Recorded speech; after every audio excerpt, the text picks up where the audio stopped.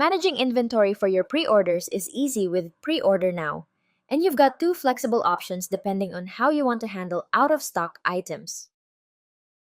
Here's how to set it up.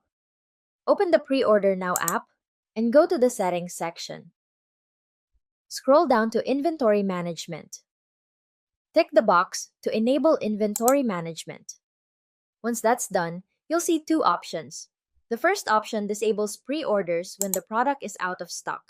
This is the most popular option.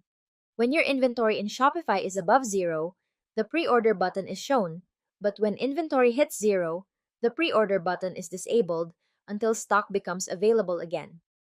This is best for merchants who want to avoid taking pre-orders when restock dates are uncertain.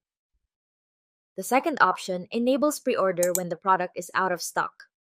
When inventory is above zero, the usual Add to Cart button is shown, but once inventory drops to zero or less, the pre-order button automatically appears. This option is great for stores that want to keep accepting orders after stock runs out, or for merchants selling made-to-order or back-ordered products with longer fulfillment times.